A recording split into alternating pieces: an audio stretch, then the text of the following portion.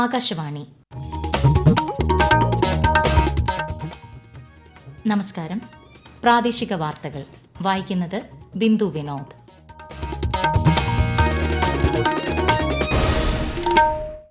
പ്രധാന വാർത്തകൾ.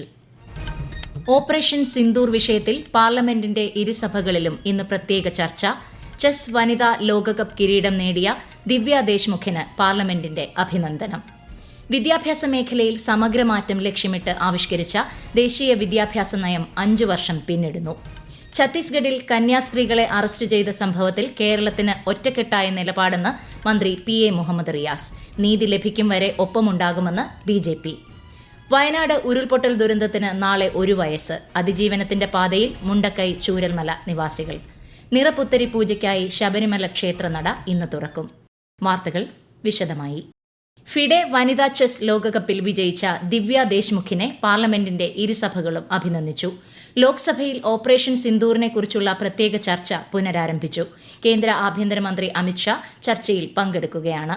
രാജ്യസഭയിൽ ഓപ്പറേഷൻ സിന്ദൂറിനെക്കുറിച്ച് പ്രത്യേക ചർച്ച ഇന്ന് ആരംഭിക്കും.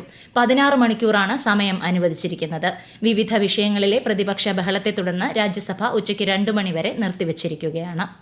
ദേശീയ വിദ്യാഭ്യാസ നയം ഇന്ന് 5 വർഷം പൂർത്തിയാക്കുന്നു. രാജ്യത്തെ സ്കൂളുകളുടെ പരിവർത്തനത്തോടൊപ്പം പാഠ്യപദ്ധതി പരിഷ്കരണവും ലക്ഷ്യമിട്ടുള്ളതാണ് ഈ നയം. വിദ്യാർത്ഥി കേന്ദ്രീകൃത വിദ്യാഭ്യാസ സമ്പ്രദായത്തിന് നയം ഊന്നൽ നൽകുന്നു. നിപുൺ ഭാരത്, വിദ്യാപ്രവേശ് തുടങ്ങിയ സംരംഭങ്ങളിലൂടെ രാജ്യത്തെ 4.2 കോടിയിലധികം വിദ്യാർത്ഥികൾക്ക് പ്രയോജനം ലഭിച്ചിട്ടുണ്ട്. നിഷ്ഠ അധ്യാപക പരിശീലന പരിപാടിക്ക് കീഴിൽ 4 ലക്ഷത്തിലധികം അധ്യാപകർക്ക് പരിശീലനം നൽകി.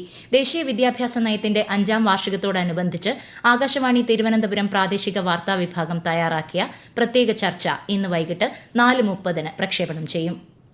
ന്യൂഡൽഹിയിലെ ഭാരത് മണ്ഡപത്തിൽ ദേശീയ വിദ്യാഭ്യാസ നയത്തിന്റെ 5ാം വാർഷികത്തോട് അനുബന്ധിച്ച് അഖില ഭാരതീയ ശിക്ഷാ സംഗമം സംഘടിപ്പിച്ചു.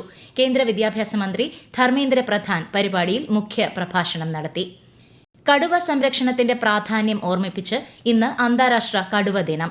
കടുവകൾ ഉൾപ്പെടെ വംശനാശ ഭീഷണി നേരിടുന്ന ജീവിവർഗ്ഗങ്ങളെ സംരക്ഷിക്കേണ്ടതിന്റെ ആവശ്യകത പ്രചരിപ്പിക്കുകയും ദിനാചരണത്തിന്റെ ലക്ഷ്യമാണ്. 58 റിസർവുകളും 3682 കടുവകളുമുള്ള ഇന്ത്യ കടുവ സംരക്ഷണത്തിൽ ലോകത്തിന് മാതൃകയാണെന്ന് കേന്ദ്രമന്ത്രി ഭൂപേന്ദർ യാദവ് സമൂഹമാധ്യമത്തിൽ കുറിച്ചു. 2010 ജൂലൈ 29 റഷ്യയിലെ സെന്റ് പീറ്റേഴ്സ്ബർഗിലാണ് ആദ്യ അന്താരാഷ്ട്ര കടുവ ദിന പ്രഖ്യാപനം നടന്നത്. കടുവകളുടെ ആരോഗ്യകരമായ നിലനിൽപ്പിന് കാടുകളുടെ സംരക്ഷണം ഏറെ പ്രധാനമാണെന്ന് Kottayam wildlife circle education വിഭാഗം deputy director Reni R Pillai Akashvani വാർത്തകളോട് പറഞ്ഞു.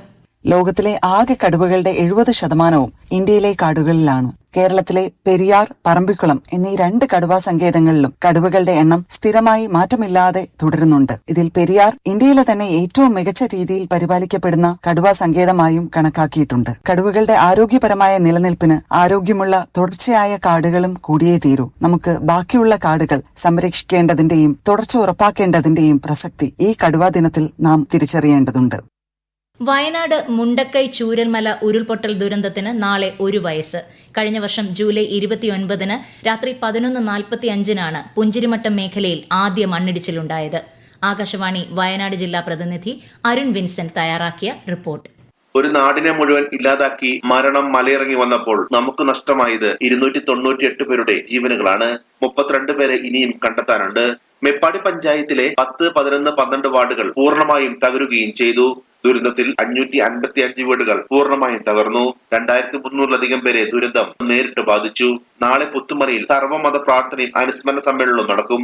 ദുരന്ത ബാധിതർക്കായി സർക്കാർ നിർമ്മിച്ചു നൽകുന്ന ടൗൺഷിപ്പിലെ മാതൃകാ വീടിന്റെ നിർമ്മാണവും അവസാന ഘട്ടത്തിലാണ്. ഛത്തീസ്ഗഡിൽ 2 കന്യാസ്ത്രീകളെ ജയിലിലടച്ച സംഭവത്തിൽ കേരളം ഒറ്റക്കെട്ടായ നിലപാടാണ് എടുത്തതെന്ന് മന്ത്രി PA മുഹമ്മദ് റിയാസ്. സംഭവത്തിൽ ഉദ്യോഗസ്ഥരുടെ പേരിൽ കർശന നടപടി സ്വീകരിക്കണമെന്നും മന്ത്രി കണ്ണൂരിൽ മാധ്യമങ്ങളോട് പറഞ്ഞു. അതേസമയം സിസ്റ്റർ വന്ദന ഫ്രാൻസിസിന്റെ കണ്ണൂർ ഉദയഗിരി പുല്ലേരിയിലെ വീട് BJP മുൻ സംസ്ഥാന അധ്യക്ഷൻ CK പത്മനാഭൻ സന്ദർശിച്ചു. ഛത്തീസ്ഗഡ് സംഭവത്തിൽ നീതി ലഭിക്കും വരെ ഒപ്പമുണ്ടാകുമെന്ന് BJP സംസ്ഥാന അധ്യക്ഷൻ രാജീവ് ചന്ദ്രശേഖർ. ഇതിനായി ഛത്തീസ്ഗഡ് സർക്കാരിന്റെ ഉൾപ്പെടെ എല്ലാ സഹായവും പിന്തുണയും വാഗ്ദാനം ചെയ്തതായും അദ്ദേഹം മാധ്യമങ്ങളോട് പറഞ്ഞു. കന്യാസ്ത്രീകൾക്ക് നേരെ ഉണ്ടായ ആരോപണം ശരിയല്ലെന്നും മതപരിവർത്തനമോ മനുഷ്യക്കടത്തോ നടന്നിട്ടില്ലെന്നും ശ്രീ രാജീവ് ചന്ദ്രശേഖർ വ്യക്തമാക്കി. പരിഗണനയ്ക്ക് വരുന്ന ബില്ലുകൾ തീർപ്പാക്കുന്നതുമായി ബന്ധപ്പെട്ട് രാഷ്ട്രപതിയുടെയും ഗവർണറുടെയും അധികാരങ്ങൾ സംബന്ധിച്ച് രാഷ്ട്രപതി ദ്രൌപദി മുർമു നടത്തിയ പരാമർശത്തിൽ അടുത്ത മാസം 19-ന് വാദം കേൾക്കുമെന്ന് സുപ്രീംകോടതി. കേരള, തമിഴ്നാട് സംസ്ഥാനങ്ങൾക്ക് വിഷയത്തിൽ നിലപാട് അറിയിക്കാൻ 1 മണിക്കൂർ സമയവും കോടതി അനുവദിച്ചു. ചീഫ് ജസ്റ്റിസ് BR ഗവായിയുടെ നേതൃത്വത്തിലുള്ള ഭരണഘടനാ ബെഞ്ചാണ് വാദം കേൾക്കുന്നത്. ഈ വാർത്തകൾ ആകാശവാണിയിൽ നിന്ന്.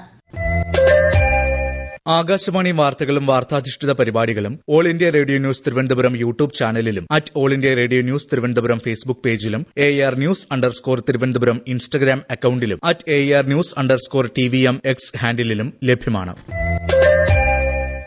സംസ്ഥാനത്ത് മഴയ്ക്ക് നേരിയ ശമനം. കണ്ണൂർ, കാസർഗോഡ് ജില്ലകളിൽ ഇന്ന് കേന്ദ്ര കാലാവസ്ഥാ വകുപ്പ് മഞ്ഞ ജാഗ്രത നൽകിയിട്ടുണ്ട്.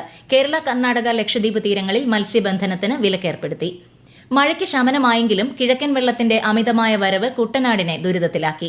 പലയിടങ്ങളിലും വെള്ളക്കെട്ട് രൂക്ഷമാണ്. വിശദാംശങ്ങളുമായി ആകാശവാണി ആലപ്പുഴ ജില്ലാ പ്രതിനിധി R. രവികുമാർ. തോട്ടപ്പള്ളി സ്പിൽവേ വഴിയും തണ്ണീർമുക്കം ബണ്ട് വഴിയും കടലിലേക്ക് ശക്തമായ നീരൊഴുക്കുണ്ടായിട്ടും കുട്ടനാട്ടിലെ ജലനിരപ്പ് അപകടനിലയിൽ തന്നെയാണ്. 100 കണക്കിന് വീടുകളാണ് വെള്ളത്തിൽ കിടന്ന് നശിക്കുന്നത്. മണിമലയാറ് കടന്നുപോകുന്ന പ്രദേശങ്ങളിലാണ് കൂടുതലും ദുരിതം. മുട്ടാർ, തലവടി പഞ്ചായത്തുകളിൽ ഇന്ന് പ്രാദേശിക അവധി പ്രഖ്യാപിച്ചിട്ടുണ്ട്. നീരേറ്റുപുറം, കളങ്ങര, തായങ്കരി വഴിയുള്ള ബസ് സർവീസ് ഇതുവരെയും പുനരാരംഭിച്ചിട്ടില്ല. KSRTCക്ക് പെൻഷൻ വിതരണത്തിന് 71.21 കോടി രൂപ അനുവദിച്ചതായി ധനമന്ത്രി KN ബാലഗോപാൽ. ഈ മാസത്തെ സാമ്പത്തിക സഹായത്തിന്റെ ഒരു ഗഡു 20 കോടി രൂപ നേരത്തെ അനുവദിച്ചിരുന്നു. ബജറ്റിൽ വകയിരുത്തിയ 900 കോടി രൂപയിൽ 479.21 കോടി രൂപ ഇതിനകം ലഭ്യമാക്കിയതായി ധനമന്ത്രി അറിയിച്ചു. നിറപുത്തരി പൂജയ്ക്കായി ശബരിമല ക്ഷേത്രനട ഇന്ന് വൈകിട്ട് 5-ന് തുറക്കും. നാളെ പുലർച്ചെയാണ് നിറപുത്തരി പൂജ. വിശദാംശങ്ങളുമായി ആകാശവാണി പത്തനംതിട്ട ജില്ലാ പ്രതിനിധി ശ്രീജി S. ശ്രീധർ. സന്നിധാനത്ത് നാളെ പുലർച്ചെ 5:30-നും 6:30-നും മധ്യയുള്ള മുഹൂർത്തത്തിൽ തന്ത്രി കണ്ഠര് രാജീവര്, കണ്ഠര് ബ്രഹ്മദത്തൻ എന്നിവരുടെ കാർമ്മികത്വത്തിൽ നിറപുത്തരി പൂജ നടക്കും. നെൽക്കതിരുകൾ ആദ്യം കിഴക്കേ മണ്ഡപത്തിലും പിന്നീട് ശ്രീകോവിലിലും പൂജിച്ച ശേഷം ശ്രീകോവിലിന്റെ മുന്നിലായി കിട്ടും. തുടർന്ന് പ്രസാദമായി നെൽക്കതിരുകൾ തീർത്ഥാടകർക്ക് വിതരണം ചെയ്യും. കാർഷിക സമൃദ്ധിയുടെ ആഘോഷമായി വീടുകളിൽ നടന്ന ഇല്ലം നിറയുടെ ഭാഗമായാണ് നിറപുത്തിരി പൂജ നടന്നിരുന്നതെങ്കിലും ക്രമേണ ഈ അനുഷ്ഠാനം ക്ഷേത്രങ്ങളിലേക്ക് ചുരുങ്ങി. സംസ്ഥാനത്ത് തദ്ദേശ തെരഞ്ഞെടുപ്പിനുള്ള കരട് വോട്ടർ പട്ടികയിൽ പേര് ചേർക്കുന്നതിനും തിരുത്തലിനും അടുത്ത മാസം 7 വരെ അപേക്ഷ സമർപ്പിക്കാം. ഓഗസ്റ്റ് 30-ന് അന്തിമ വോട്ടർ പട്ടിക പ്രസിദ്ധീകരിക്കും. sec.kerala.gov.in എന്ന വെബ്സൈറ്റിൽ ഓൺലൈനായാണ് അപേക്ഷ സമർപ്പിക്കേണ്ടത്. നിർദ്ദിഷ്ട ഫോറത്തിൽ ഇലക്ഷൻ രജിസ്ട്രേഷൻ ഓഫീസർക്കും അപേക്ഷ സമർപ്പിക്കാവുന്നതാണ്. സംസ്ഥാന സഹകരണ പെൻഷൻ ബോർഡ് മുഖേന പെൻഷൻ വാങ്ങുന്നവരുടെ മസ്റ്ററിംഗ് ആധാർ അധിഷ്ഠിത ബയോമെട്രിക്കിലേക്ക് മാറ്റുന്നതിന്റെ സംസ്ഥാനതല ഉദ്ഘാടനം നാളെ നടക്കും. ജവഹർ സഹകരണ ഭവനിൽ വൈകിട്ട് 3 മണിക്ക് മന്ത്രി VN വാസവൻ ഉദ്ഘാടനം ചെയ്യും. ബോർഡിന്റെ സേവനങ്ങൾ പൂർണ്ണമായും ഓഫീസിലേക്ക് മാറ്റുന്ന സംവിധാനത്തിന്റെ ഉദ്ഘാടനം മന്ത്രി V. ശിവൻകുട്ടി നിർവഹിക്കും. Thiruvananthapuram national institute of speech and hearing നിഷിലെ വിദ്യാർത്ഥികളുടെ ബിരുദദാന ചടങ്ങ് നാളെ നടക്കും.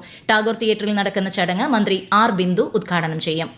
ISROയും നാസയും സംയുക്തമായി വികസിപ്പിച്ചെടുത്ത നൈസർ ഭൌമ നിരീക്ഷണ ഉപഗ്രഹത്തിന്റെ വിക്ഷേപണം നാളെ വൈകുന്നേരം ശ്രീഹരിക്കോട്ടയിലെ സതീഷ് ധവാൻ സ്പേസ് സെന്ററിൽ നിന്നാണ് വിക്ഷേപണം.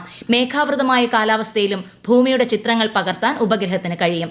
അത്യാധുനിക റഡാർ ഇമേജിംഗ് സാങ്കേതിക വിദ്യ സജ്ജീകരിച്ചിരിക്കുന്ന ഭൌമ നിരീക്ഷണ ഉപഗ്രഹം ഭൌമോപരിതലത്തിൽ നിന്ന് 743 കിലോമീറ്റർ ഉയരെയുള്ള സൺ സിൻക്രണൈസ് ഓർബിറ്റ് എന്നറിയപ്പെടുന്ന ഭ്രമണപഥത്തിലേക്കാണ് വിക്ഷേപിക്കുക.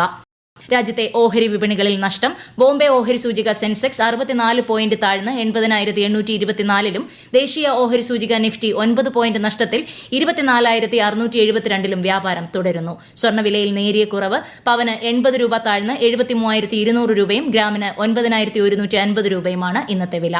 കേരള ക്രിക്കറ്റ് ലീഗ് 2ാം സീസണിന്റെ സമ്പൂർണ്ണ മത്സരക്രമം പ്രഖ്യാപിച്ചു. ദിവസവും 2 മത്സരങ്ങൾ വീതമാണ് നടക്കുക. ഓഗസ്റ്റ് 21-ന് ആരംഭിക്കുന്ന ടൂർണമെന്റിലെ ആദ്യ പോരാട്ടം ഏരീസ് കൊല്ലം സെയിലേഴ്സും കാലിക്കറ്റ് ഗ്ലോബ് സ്റ്റാർസും തമ്മിലാണ്. പ്രധാന വാർത്തകൾ വീണ്ടും. ഓപ്പറേഷൻ സിന്ദൂർ വിഷയത്തിൽ പാർലമെന്റിന്റെ ഇരുസഭകളിലും ഇന്ന് പ്രത്യേക ചർച്ച. ചെസ് വനിതാ ലോകകപ്പ് കിരീടം നേടിയ ദിവ്യ ദേശ്മുഖിന് പാർലമെന്റിന്റെ അഭിനന്ദനം. വിദ്യാഭ്യാസ മേഖലയിൽ സമഗ്രമാറ്റം ലക്ഷ്യമിട്ട് ആവിഷ്കരിച്ച ദേശീയ വിദ്യാഭ്യാസ നയം 5 വർഷം പിന്നിടുന്നു. ഛത്തീസ്ഗഡിൽ കന്യാസ്ത്രീകളെ അറസ്റ്റ് ചെയ്ത സംഭവത്തിൽ കേരളത്തിന് ഒറ്റക്കെട്ടായ നിലപാടെന്ന് മന്ത്രി PA മുഹമ്മദ് റിയാസ്. നീതി ലഭിക്കും വരെ ഒപ്പമുണ്ടാകുമെന്ന് BJP. വയനാട് ഉരുൾപൊട്ടൽ ദുരന്തത്തിന് നാളെ 1 വയസ്സ്. അതിജീവനത്തിന്റെ പാതയിൽ മുണ്ടക്കൈ ചൂരൽമല നിവാസികൾ. നിറപുത്തരി പൂജയ്ക്കായി ശബരിമല ക്ഷേത്രനട ഇന്ന് തുറക്കും. പ്രാദേശിക വാർത്തകൾ കഴിഞ്ഞു. അടുത്ത വാർത്താ പ്രക്ഷേപണം 12:50.